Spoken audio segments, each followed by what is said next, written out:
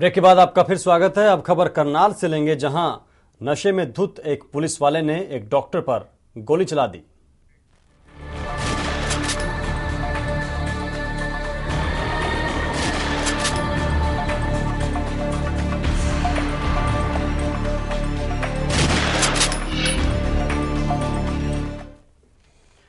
जी हां, करनाल में खाकी यानी एक पुलिस वाले की गुंडागर्दी देखने को मिली है। शहर के कल्पना चावला मेडिकल कॉलेज में नशे में धुत एक सब इंस्पेक्टर ने डॉक्टर पर फायरिंग कर दी। डॉक्टर का कसूर बस इतना था कि उसने फर्जी मेडिकल लीव रिपोर्ट बनाने से इनकार कर दिया था। करनाल में दागदार हुई खाकी, कानून के रखवाले ने उड़ाया कानून का मजाक। अस्पताल में एसआई की गुंडागर्दी। ये जनाब हरियाणा पुलिस में सब इंस्पेक्टर कश्मीरा सिंह हैं। इन्होंने वर्दी पहनी थी लोगों की सुरक्षा के लिए, कानून की रखवाली के लिए, लेकिन ये कानून अपनी जेब में रखते हैं। देखिए कैसे ये सर्विस रिवॉल्वर से फायरिंग कर रहा है, वो भी डॉक्टर के ऊपर। जनाब पर वर्दी की गर्मी तो थी ही, वो शराब के नशे में भी धुत थे। फिर क्या था, डॉक्टर को ही दिखा दिया हत्या की कोशिश का नमूना। ट्रॉमा सेंटर में पुलिस चौकी है, वहाँ पर ये पोस्टेड है। तो ये शराब पी के आए और इतने में इन्होंने अपनी पिस्टल निकाल के फायर कर दी। वो गोली मुझे नहीं लगी, मेरे पास से निकल गई। अगर मैं एकदम रुकता ना तो शायद मुझे लग जाती। और उसके बाद जो मेरा मोबाइल छीनने लग गए। और उसके बाद फिर मैंने इनके बेटे और साथ में जो दूसरे हमारे सब इंस्पेक्टर थे, उन्होंने किस तरीके से इनसे पिस्टल ली। तो ऐसे क्या बात हुई थी? कोई बात नहीं थी, बस आए कहते मैंने 307 का किसी का पर्चा कटवाना है। तो मैंने कहा क्या हुआ, और इतने में मुझे कहते तुझे बताऊं 307 की होती है। और उन्होंने फायर कर दिया। मैं था यहीं पे था, साथ में ये हमारा स्टूडेंट है फार्मेसी का, ये दोनों थे। और आपने फुटेज में सारा देख ही लिया। दरअसल सब इंस्पेक्टर कश्मीरा सिंह करनाल के कल्पना चावला मेडिकल कॉलेज में ही तैनात था। मंगलवार रात वो कल्पना चावला मेडिकल कॉलेज के डॉक्टर निपुण कालड़ा के पास गया और 307 यानी हत्या की कोशिश का फर्जी एमएलआर बनाने को कहा। डॉक्टर ने फर्जी एमएलआर बनाने से इनकार कर दिया तो नशे में धुत कश्मीरा सिंह ने डॉक्टर पर ही फायरिंग कर दी। फिलहाल पुलिस ने मामला दर्ज कर तफ्तीश शुरू कर दी है। करनाल के कल्पना चावला मेडिकल कॉलेज में हुई इस फायरिंग में डॉक्टर निपुण कालड़ा बाल बाल बच गए। लेकिन सवाल ये है कि क्या अक्सर कश्मीरा शाह ड्यूटी के दौरान शराब पीता था? कश्मीरा सिंह के साथ मौजूद सिपाही महकमे को इस बात की जानकारी क्यों नहीं देते थे? सवाल तो ये भी है कि जिन पर कानून व्यवस्था को बनाए रखने की जिम्मेदारी है, जब वही कानून की धज्जियां उड़ाएंगे तो आम लोग महफूज कैसे रहेंगे? एवन तहलका हरियाणा के लिए करनाल से कमरजीत सिंह विर्क की रिपोर्ट।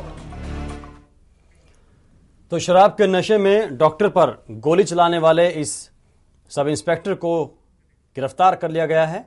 आप दो तस्वीरें देख सकते हैं कि जो सीसीटीवी में कैसे कैद हुई इस सब इंस्पेक्टर की हरकत, इसने कैसे सीधे नशे में फायर कर दिया और डॉक्टर बाल बाल बचा गोली लगने से। और उसके बाद एसआई की गिरफ्तारी की तस्वीरें।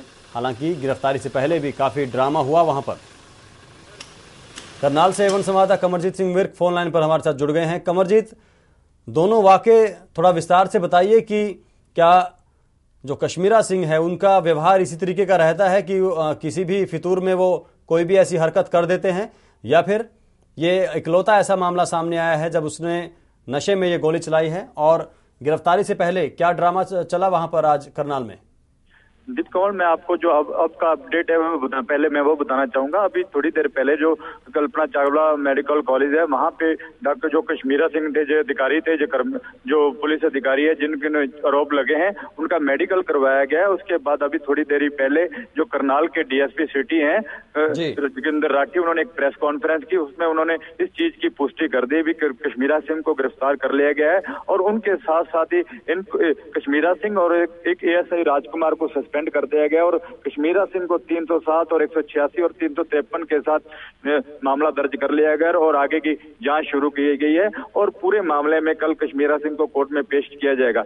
लेकिन दीप कमल, जो देखा जाए तो ऐसा कोई मामला नहीं। अभी भी जो जोगिंदर राठी थे, जो डीएसपी थे, उनसे हमारी बातचीत हुई और कई पुलिस वाले ऐसे थे जिनसे बातचीत हुई भी, क्यों ये अधिकारी जो अधिकारी है, पुलिस अधिकारी है, इसका रवैया लोगों के प्रति पहले कैसा था। पहले भी शराब पी के कोई ऐसी घटना को कहीं अंजाम दिया है, तो लेकिन किसी भी कर्मचारी ने या किसी भी अधिकारी ने इस बारे में कुछ भी कहने से मना कर दिया। उन्होंने कहा ऐसी पहली दफा है कि ऐसी घटना हुई है जिसमें कश्मीरा सिंह ने ये ड्रिंक करके ये घटना को अंजाम दिया। लेकिन इस घटना को लेकर पूरे जो डॉक्टर हैं या कोई हॉस्पिटल के और भी स्टाफ है, उनमें पूरे का पूरा दहशत का माहौल है। दीप कमल जी, कमरजीत, गिरफ्तारी के बारे में बताइए कि पुलिस ने किस वक्त उन्हें गिरफ्तार किया और उसके बाद क्या उन्हें अपने किए पर कोई पछतावा भी है, कुछ ऐसा भी जाहिर किया है कश्मीरा सिंह ने? दीप कमल, इस पूरे मामले में सुबह ही ये जो पुलिस थी, जो पूरी की डीएसपी, 2 डीएसपीओ की टीम कश्मीरा सिंह के घर पे लगाई गई थी, लेकिन पूरे 10 से 12 घंटे का टाइम लग जाता है और कश्मीरा सिंह अपने घर में ही अपने सर्विस रिवाल्वर लोड करके घर में ही रहते हैं और कहते हैं मैं कभी किसी तरह से बाहर नहीं आऊंगा। और उसके फैमिली के जो मेंबर थे वो भी घर में थे, लेकिन किसी तरह उसके पारिवारिक मेंबर जो उनके रिश्तेदार है चंडीगढ़ से और पंजाब से आए और उन्होंने समझा बुझा के किसी तरह कश्मीरा सिंह को और पुलिस को सिलेंडर कर पुलिस को पेश करने के लिए कहा और मना लिया। और जो अधिकारी कश्मीरा सिंह है, पुलिस अधिकारी, उसको पुलिस ने अरेस्ट कर लिया। दीप कमल जी, शुक्रिया कमरजीत सिंह इस तमाम जानकारी के लिए। तो करनाल में पूरा यह घटनाक्रम चला जहां पर कल्पना चावला मेडिकल कॉलेज में तैनात एसआई कश्मीरा सिंह ने डॉक्टर पर गोली चलाई और उसके बाद खुद को पुलिस के हवाले करने में भी आनाकानी की, काफ़ी इंतज़ार करवाया और अपनी सर्विस रिवॉल्वर को लोड करके घर में बैठे रहे और इस डर से कि कोई और अनहोनी ना हो जाए पुलिस ने भी इंतज़ार किया। लेकिन बाद में आखिरकार कश्मीरा सिंह को गिरफ्तार कर लिया गया।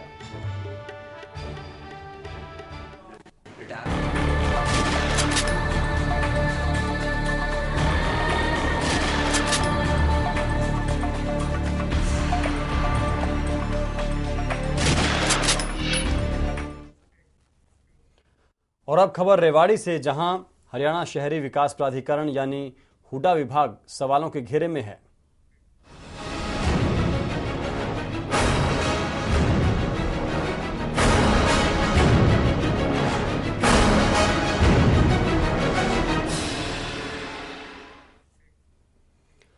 जी हां, रेवाड़ी में हरियाणा शहरी विकास प्राधिकरण यानी हुडा विभाग पर आरोप है कि अधिकारियों ने सीवर लाइन की सफाई के टेंडर जारी किए थे, लेकिन जब ठेकेदार टेंडर प्रक्रिया में शामिल होने आए तो उन्हें फॉर्म तक नसीब नहीं करवाया गया। आरोप यह है कि एक अधिकारी पहले ही ये सफाई के टेंडर अपने चहेतों को दे चुके हैं। रेवाड़ी में हुडा सेक्टर 19 के बाईपास के सीवर लाइन की सफाई के लिए मंगलवार को टेंडर दिए जाने थे, लेकिन हरियाणा शहरी विकास प्राधिकरण यानी हुडा के अधिकारियों ने किसी भी ठेकेदार को फार्म मुहैया नहीं करवाए। ठेकेदारों का आरोप है कि कार्यकारी अभियंता A.K. आर्य ने टेंडर प्रक्रिया से पहले ही इस काम को गुड़गांव की एक फर्म को दे दिया था, जिसका 70% काम पूरा भी हो चुका है। किस चीज का टेंडर था, क्या पूरा मामला है? सीवर सफाई का कार्य था। ये कहाँ होना है? ये अपने बाईपास पे होना है जी। तो यहाँ फार्म लेने आए तो इन्होंने डीलिंग कलर ने ये कहा कि भाई फार्म आपको ये नहीं मिलेंगे, आप इस बारे में एक्शन साहब से बात करो आप जी। तो इस बार फिर मैं एक्शन साहब के पास गया तो उन्होंने ये कहा कि मैंने ये कार्य आज से 10 दिन पहले ठेकेदार से मैंने करवा लिया है, ठीक है, और ये उसी को कार्य दिया जाएगा, आप इस फार्म को नहीं लें। वहीं अपने ऊपर लगे आरोपों पर कार्यकारी अभियंता ने चुप्पी साध ली है और कुछ भी बोलने से इनकार कर दिया है। कितना थराइज है? हुडा विभाग गुड़गांव की इस फर्म पर कितना मेहरबान है, इसका अंदाजा आप इसी बात से लगा सकते हैं कि फर्म के सभी कर्मचारियों को विभाग में ही रहने के लिए जगह दी हुई है और साथ में बिजली का कनेक्शन भी। 150 मीटर का दिया है आपको। काम अच्छा होगा तो आगे बढ़ा देंगे। कौन है आपका ठेकेदार का? ठेकेदार तो मतलब गुलाब सिंह है। गुलाब सिंह कहाँ रहते हैं? गुलाब सिंह पता नहीं इतना, लेकिन वो बाहर का होगा शादी का कॉमर्स है इंजीनियर। हरियाणा शहरी विकास प्राधिकरण के इस गड़बड़ झाले के बारे में एसडीएम ने कार्रवाई का आश्वासन दिया है। नहीं है, अभी आपने बताया कि ये ठेका छोड़ा जा रहा है, मैं इसको चेक करवाऊंगा और जो कार्रवाई की जाएगी। जैसे आपने कहा कि काम हो चुका है, इस बार पूरी इंक्वायरी करके कार्रवाई करी जाएगी। हरियाणा शहरी विकास प्राधिकरण के अधिकारियों पर ये कोई पहला मामला नहीं है। इससे पहले भी कई बार गड़बड़ झाले सामने आते रहे हैं। अब ये देखना दिलचस्प होगा कि ऐसे अधिकारियों पर नकेल कसने के लिए क्या कोई कार्रवाई होती है या नहीं। एवन तहलका हरियाणा के लिए रेवाड़ी से पवन वत्स।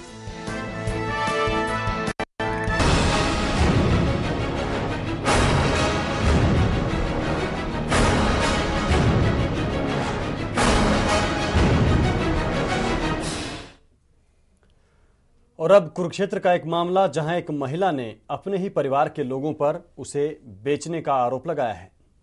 सिस्टर ने मुझे बेच रखा है यहाँ पे।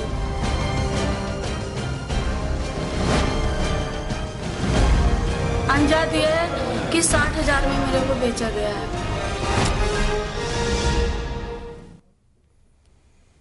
हरियाणा में महिलाओं के खिलाफ अपराध थमने का नाम नहीं ले रहे हैं। अब कुरुक्षेत्र में एक महिला का सौदा करने का मामला सामने आया है।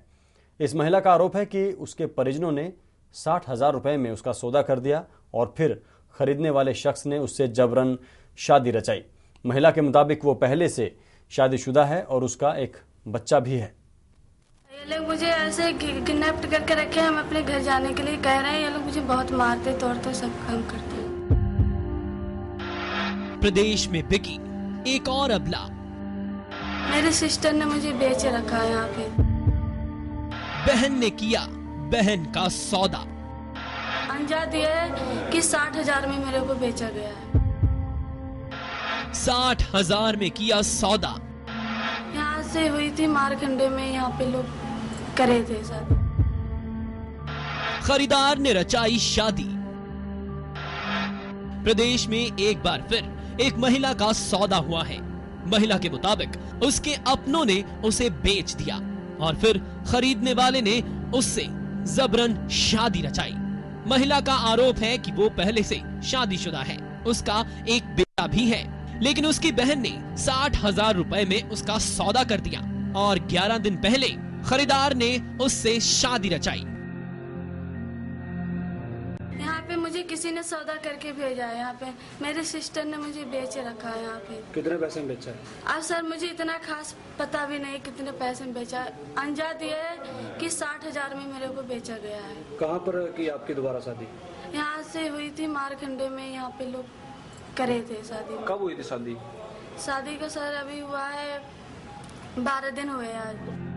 दरअसल ये महिला दिल्ली की रहने वाली है और इसका आरोप है कि पैसों के लालच में परिजनों ने कुरुक्षेत्र के सराय सुखी गांव में रहने वाले बालक राम के हाथों उसे बेच दिया। हालांकि बालक राम ने इन आरोपों को बेबुनियाद बताया है।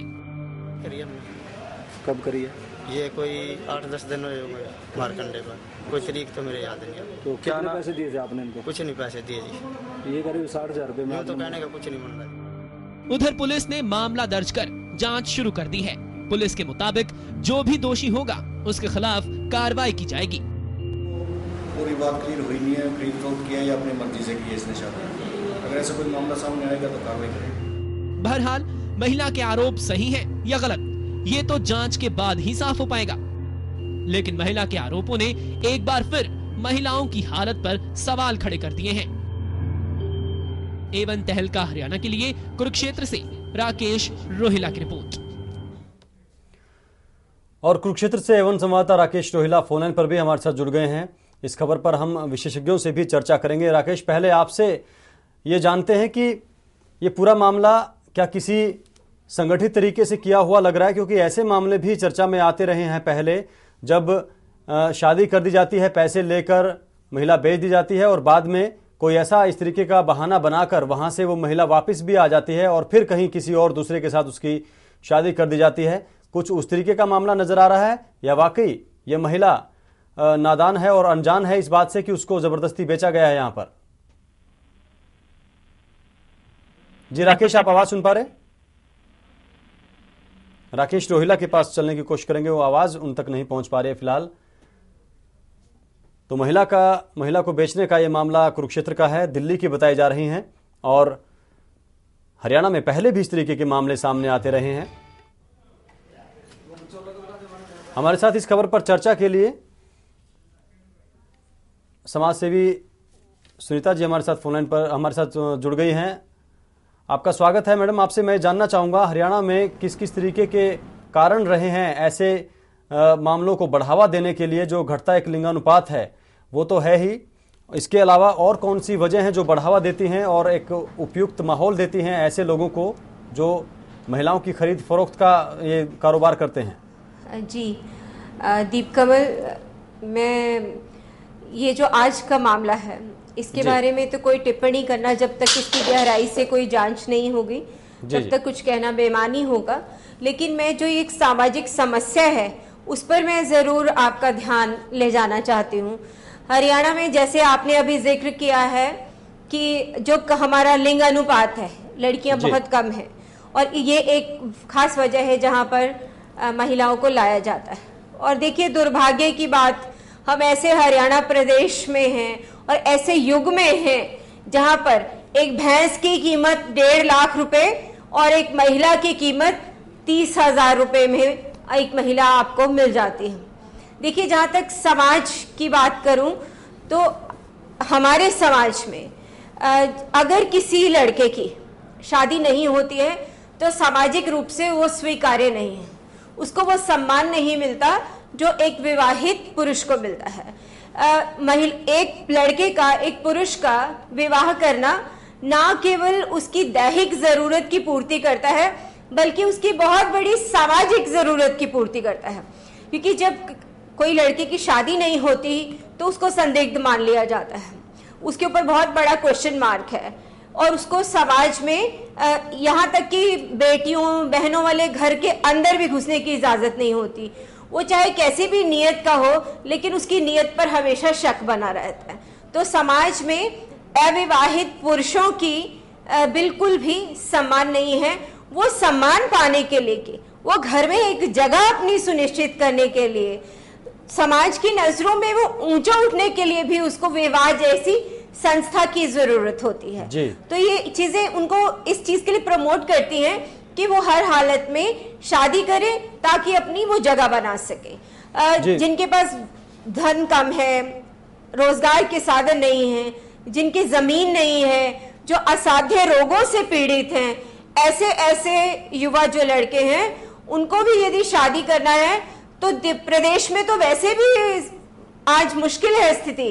पहले जी बिल्कुल, जी सुनीता जी बिल्कुल, जो आप बता रही हैं कि जो हरियाणा में लिंगानुपात बिगड़ा है, जो बच्चियों की संख्या कम हो रही है वो, और जो एक सामाजिक पहलू आप इसके साथ जोड़कर बता रही हैं कि एक जरूरी हो जाता है एक पुरुष के लिए, जब वो एक उम्र पार कर लेता है कि किसी भी तरीके से उसकी शादी हो, नहीं तो समाज में उसकी स्वीकार्यता पर सवाल खड़े हो जाते हैं। ये जो माहौल बन गया है, ये जो जरूरत पैदा हो गई है हरियाणा में ऐसी हालात में, उसमें कुछ इस तरीके के लोग भी उसका फायदा उठा रहे हैं जो महिलाओं को जबरदस्ती बहला फुसलाकर दूसरे राज्यों से लेकर आते हैं, उनकी सहमति के बगैर उनका सौदा करते हैं, उन्हें पता भी नहीं होता है।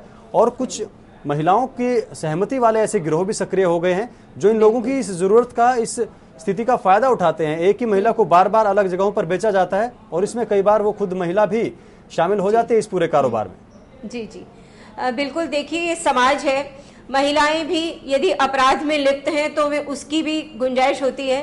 और जहाँ डिमांड और सप्लाई की बात है, बहुत ज्यादा डिमांड है कि शादी के लिए लड़कियों की जरूरत है, वो कहीं से भी आ रही हैं। देखिए दोष, अब जैसे इस महिला की यदि हम आज बात करें तो दोष किसका है? कि उस खरीदने वाले का, कि जिसको जरूरत है, जिसको समाज ने, हमने ही समाज, अगर हम अपनी जिम्मेदारी लें तो हमने ही ऐसी परिस्थिति पैदा कर दी है कि उसको कहीं ना कहीं से जाकर अपने लिए एक बहू सुनिश्चित करने के लिए कुछ भी करना पड़े। या वो दोषी है महिला के परिजन, बेचने वाला कौन है? हमें ध्यान उस पर देना चाहिए ना कि वो बेचा करते किसने है, किसने उसको मोल लिया है। देखिए ये आप बिल्कुल ठीक कह रहे हैं, बहुत सारे ऐसे गिरोह भी सक्रिय हैं और जो शादी करते हैं वो बहुत बड़ी कीमत मांग लेते हैं, ऐसे हमारे बहुत सारे युवाओं को बहला लेते हैं और उसके बाद वो सारे गहने कपड़े लेकर के वो चंपत भी हो जाती हैं। और आदमी, मैंने बहुत सारे समाज में बहुत सारे ऐसे परिवारों को जानती हूँ जिन्होंने की इज्जत के हमारी इसमें बहुत इज्जत चली जाती है, वो ना पुलिस में कंप्लेंट करते हैं और चुपचाप अपना खून का घूंट पी करके घर में बैठ जाते हैं। ऐसे भी बहुत सारी किस्से हैं, इसमें कोई नकार नहीं सकते हम, लेकिन ये है कि हमें ये बहुत ज्यादा गहराई में जाने की जरूरत है। मैं तो कई बार ये पहले भी कह चुकी हूँ कि हमें पूरे अपने गांव पर ध्यान देना चाहिए। कितनी ऐसी महिलाएं हैं जो हमारे दूसरे प्रदेशों से आई हैं और ऐसी व्यवस्था बनी है जो गरीब प्रदेश है, वहां से वो पिता अपनी बेटी को ही उंगली पकड़ा देता है और किसी एक अनजान व्यक्ति के साथ भेज देता है, इस शर्त पर कि जब तक वो गर्भवती नहीं होगी, जब तक उसके बच्चा नहीं होगा और वापस नहीं आएगी, क्योंकि अगर उसके बच्चा होगा तभी उसका उस परिवार में प्रॉपर्टी राइट बन जाएगा और उसकी जगह सुनिश्चित हो जाएगी। इतने दबावों के साथ भी हमारे यहाँ बेटियां आई हैं, महिलाएं जो लड़कियां हैं आई हैं, बहुत कम उम्र की 13-14 साल की लड़कियां भी मैंने हरियाणा में ही देखी हैं। कुछ बहुत अच्छी तरह से सेटल भी हुई हैं, ऐसा नहीं है, परिवारों ने अपनाया है, क्योंकि सबको पता है कि आज मैं जी बिल्कुल जी सुनीता जी, बिल्कुल अगर कोई शख्स किसी महिला से शादी करना चाहता है तो निश्चित तौर पर वो उसे अपने परिवार का हिस्सा बना रहा है, संपत्ति का अधिकार भी दे रहा है और उसको आगे का ये मानकर चला जाना चाहिए कि वो आगे का पूरा जीवन उसके साथ एक परिवार के सदस्य के तौर पर, उसके पति के तौर पर बिताना भी चाहता है। तो इस चीज में तो कोई गलत बात लगती नहीं है, बस बशर्ते उसमें पैसे का लेन देन कहीं ना हो, क्योंकि फिर पूरी मंशा पर और पूरे इरादे पर सवाल खड़ा हो जाता है। बहुत सारी महिलाओं से जो इस प्रकार से आई हैं, जिन्हें हमें हरियाणा में मोलकी शब्द उनके लिए इस्तेमाल किया है कि, लेकिन अगर आप उन महिलाओं से बात करें तो उन्हें ये बिल्कुल ज्ञान नहीं होता कि कितने पैसे उनके माँ बाप ने लिए हैं। और जो लड़का है उसको भी, उसके परिवार वालों को भी ये कह करके नहीं कि हम लड़की बेच रहे हैं कि इतना विवाह पर खर्च होगा, इतना आने जाने पर हमारा खर्च होगा, लड़की को लाने में खर्च होगा, विवाह की जो थोड़ी बहुत सेरेमनीज हैं उसमें खर्च होगा। इस तरीके से वो खर्च मिला जुला करके इस पर बिल्कुल पर्दा डाल देते हैं कि हमने कोई पैसे लिए हैं। और जबकि मैंने खुद एक हमारे पत्रकार साथी है, उनके साथ एक पूरा स्टिंग करके देखा, और जबकि पिता ने अच्छी तरीके से पैसे पकड़ लिए और वो लड़की को तीसरी चौथी जगह पर उन्होंने लड़की को भेज दिया। तो ऐसे भी समाज में लोग सक्रिय हैं। तो एक मर्तबा इसको ह्यूमन ट्रैफिकिंग का मामला भी नहीं मान सकते, क्योंकि ये सामाजिक समस्या है। जैसे इस महिला ने कहा कि वो सिर्फ 11 दिन रही और 11 दिन के बाद वो वहां से भागना चाहती है। अगर कोई महिला, पहली बात तो वो बच्ची नहीं है कि वो बहुत छोटी उम्र में, उसको बिल्कुल अबोध बालिका है और उसको ले आए हैं, उसकी ऑलरेडी एक बच्चा है, उसके साथ वो आई है। वो इतनी समझदार तो है कि विवाह क्या है और कैसे मैं आई हूँ, और इसमें मुझे बहुत चीजें संदिग्ध नजर आती हैं। मैं अभी बिना कुछ गहराई में गए ना मैं उस महिला को इनोसेंट मान सकती हूँ और ना मैं उस पुरुष को, और जो अपनी जरूरत में एक अपने घर को बसाना चाहता है उस पर मैं कोई आरोप प्रत्यारोप करना चाहूँ। जी सुनीता जी, तो ऐसे में हल क्या है? ऐसे मामलों से कोई ठगा ना जाए, और एक मानवीय स्तर पर भी ये कहीं ना कहीं एक सभ्य समाज में सही नहीं लगता, उसको जायज नहीं ठहराया जा सकता कि किसी शादी के लिए इस तरीके से पैसे का लेन देन उसमें शामिल हो, ये भी ठीक नहीं लगता। तो इस समस्या का हल क्या है? हरियाणा में अगर लिंगानुपात इतना बिगड़ चुका है कि बाहरी राज्यों से अब दुल्हनें लेकर जा रही हैं, उसमें ये सब चीजें अगर शामिल हो गई हैं कि खरीद फरोख्त और पैसे का चलन अब शुरू हो गया है उसके अंदर, हम आसपास भी देखते हैं बहुत से ऐसे मामले मिल जाते हैं जहां पर जो दुल्हनें हैं वो खरीद कर लाई हुई होती हैं। इसमें हल क्या बचता है? कौन सा एक तरीका जो जायज लगे, सभ्य लगे और कानून के हिसाब से भी सही हो, उसमें महिलाओं का और सभी का सम्मान भी बना रहे, कोई ऐसा तरीका आपकी नजर में? जी दीप, आप बिल्कुल ठीक कह रहे हैं। मैं इस बात को जरूर मानती हूँ कि हमें एक सरकार के तौर पर, एक समाज के तौर पर, सामाजिक संगठनों के तौर पर, हर गांव के अंदर हमें ये जरूर सर्वे करना चाहिए कि कितनी ऐसी महिलाएं हैं जो इस प्रकार से लाई गई हैं। और कई तो मैंने ऐसी भी महिलाएं देखी हैं जो बहुत ही ज्यादा सेक्सुअली ट्रांसमिटेड डिजीजेस के साथ भी आई, और कई बार ऐसे लड़के जिनको ऐसे असाध्य रोग होते हैं वो भी ऐसी अबोध महिला को शादी करके ले आते हैं और उसको रोग दे करके उसकी जिंदगी के साथ ही बहुत बुरी तरह से छल हो जाता है। तो मैं ये चाहती हूँ और मुझे लगता है कि हर महिला ये चाहती है कि ऐसी जो महिलाएं हैं, इसकी सबसे पहले तो हमें खास तौर पर हमें पता हो कि इस गांव में कितनी कहाँ से आई हैं। मैंने देखा कि जो लड़कियां बिहार से आई हैं, जो लड़कियां हमारे उत्तर प्रदेश से आई हैं, जो उत्तर भारत के नजदीकी राज्यों से हैं, उन्होंने तो कहीं ना कहीं उस जीवन शैली को अपना लिया है। लेकिन मैंने जो लड़कियां महाराष्ट्र से हैं, जो पश्चिम बंगाल से हैं, जिनका संस्कृति बिल्कुल हमसे भिन्न है, खान पान भिन्न है, जिनके रीति रिवाज भिन्न है, भाषा भिन्न है, उनकी सोच भिन्न है, उन लड़कियों को मैंने जरूर हरियाणा के अंदर छटपटाते हुए देखा है और घूंघट चूंकि निकलवा दिया है, लेकिन घूंघट के पीछे के आंसू भी मैंने पहचाने कि वो आज भी अपने बाबा को मिस कर रही थी, आज उस खाने को भी मिस कर रही थी, बहुत कुछ ऐसा था।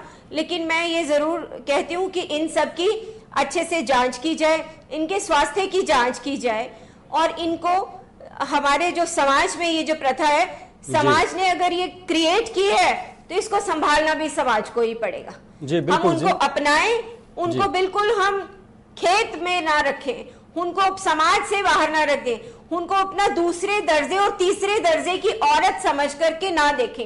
एक और मैं दीप कमल ये जरूर कहना चाहती हूँ कि मैं ऐसे गांव में भी गई हूँ जहां पर परिवार में 4 लड़के हैं, कहीं 5 लड़के हैं, लेकिन एक ही पत्नी वो कहीं ना कहीं से खरीद करके, जैसे खरीद फरोख्त की बात हो रही है, इस तरीके से वो उस महिला को अपने घर में लेकर आए हैं और यहाँ पर पॉलीएंड्री की, बहुपत्नी प्रथा की जो व्यवस्था है, उसकी भी जो भनक है वो हमें लगी है। हालांकि बहुत रूढ़िवादी समाज है, लेकिन इस बात के सच को सामने से नहीं अपनाएगा।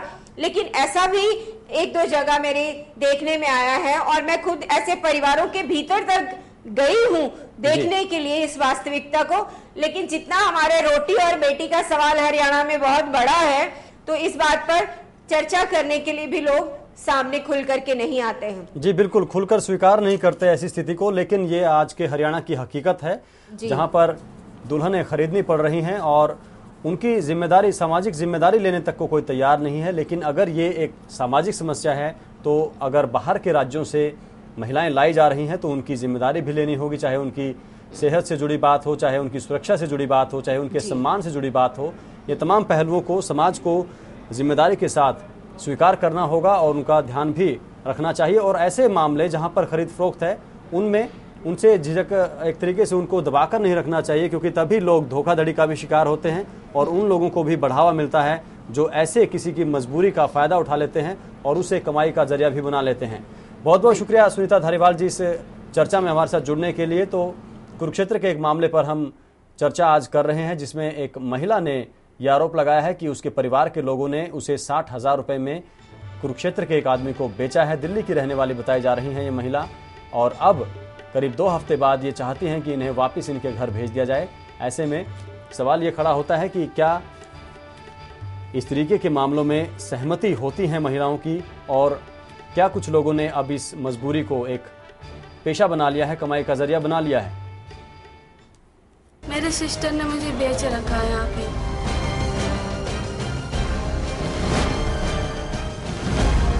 अंजाद ये है कि 60,000 में मेरे को बेचा गया है। यहाँ एक छोटे से ब्रेक के लिए रुकेंगे, ब्रेक के बाद कुछ और खबरों पर चर्चा करेंगे।